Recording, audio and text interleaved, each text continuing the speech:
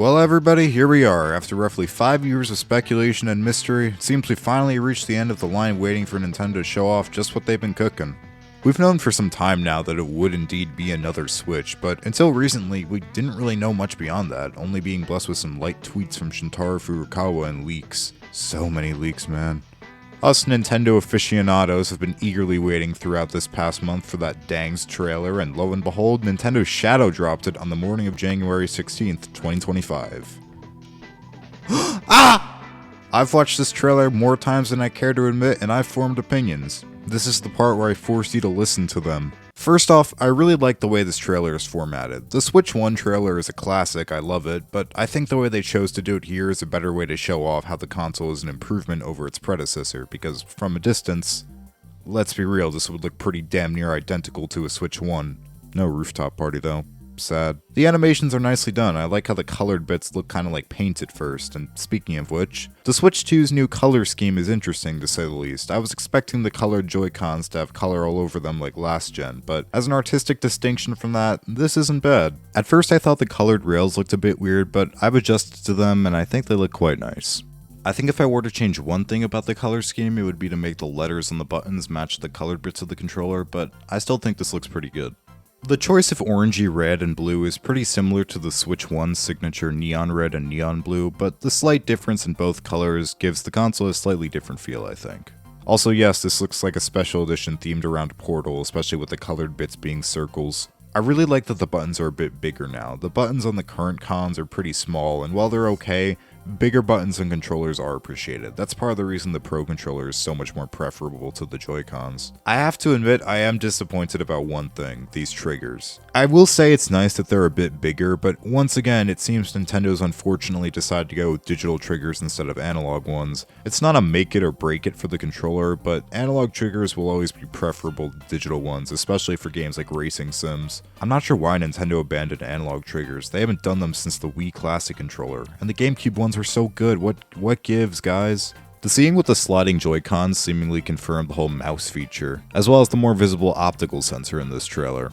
This is a feature I'm really looking forward to. A new Mario Maker or DS on Switch Online would work like a dream with this. The overall longer shape of the updated Joy-Cons are a pretty good improvement too. That'll make motion control games a whole lot more comfortable. Using the current Joy-Cons, some of my fingers literally fall asleep since there isn't enough room for them to grip on the controllers. Hopefully this will dispel that problem. And from the looks of it, hey, concave sticks, or at least the larger edges will probably make it feel more concave. One of my least favorite things about the original Joy-Cons are the sticks, and not because they drift. The cheap rubber and convex shape of them mean they wear super easily and aren't all that comfortable. This is a good change, if just for the more grippable edges. Much more substantial SL and SR buttons too, that's nice. Interestingly, the C button we've seen in leaks doesn't have a C engraved on it here, and I have two theories as to why this might be. A, Nintendo just left the engraving out of the model shown in this trailer as they're going to be revealing its functionality at a later date and don't want to give anything away, even though, you know, it's just a C. Or B, the C was just a prototype design and the actual button has an engraving that makes the function clearer, and that's why they left it out.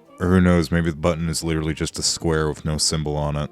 As for the console design, I really like the larger screen. Hopefully it's 1080p, since I think you'll be able to see a lot of detail with that resolution combined with the size. I like the darker gray of the console. I don't have much else to say on that front, I just think it looks nice. The new U-shaped kickstand is an obvious improvement over the original Switch's freaking club cracker of a stand. I think Nintendo's learned their lesson from that. The dock appears to have doubled down on the toaster design, because my urge to shove a piece of bread in here has never been stronger. I'm really hoping that the inside of the dock has some kind of padding for the console this time. The hard plastic interior of the original dock was a baffling decision and a recipe for a scratch screen. It's nice to have some rubber feet to make it stick a bit better too, that's something I was really hoping for. Moving on from the console design, a major talking point I've seen since even before this trailer, as it was heavily rumored, is the console's name itself, Nintendo Switch 2. This is simultaneously a surprising and unsurprising decision from Nintendo.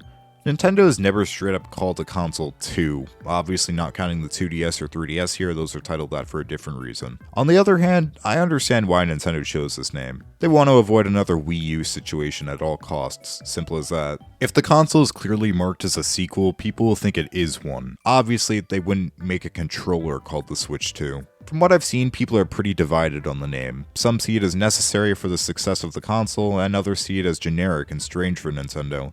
Personally, while I would have liked to see a more unique name, I'm not opposed to it. I want this console to succeed as much as Nintendo does. Giving it this name instead of a subtitle will probably help at least a little to do that. Keeping the Switch name was probably a good idea for brand recognition, and adding the 2 is a better idea than what the Wii U tried to do.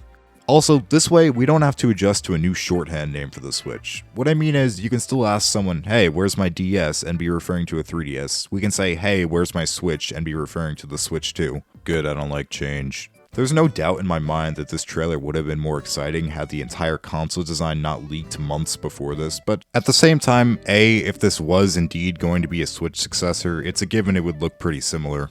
And B, if the mass production of the console in advance to prevent scalpers from doing their thing meant that those leaks would happen, that's a sacrifice I'm willing to make. I was only a witness to the PS5 launch, but it still showed me that I did not want to go through that torture for whatever Nintendo was doing next. And hell, that's still a problem today. That 30th anniversary PS5 was scalped instantly, so was the controller, it's ridiculous. The fact is, people are inconsiderate and will scalp. I think Nintendo made the right call here. However, the one thing in this trailer that didn't leak beforehand is something we've all been anticipating for 10 whole years. Our first look at a brand new Mario Kart game.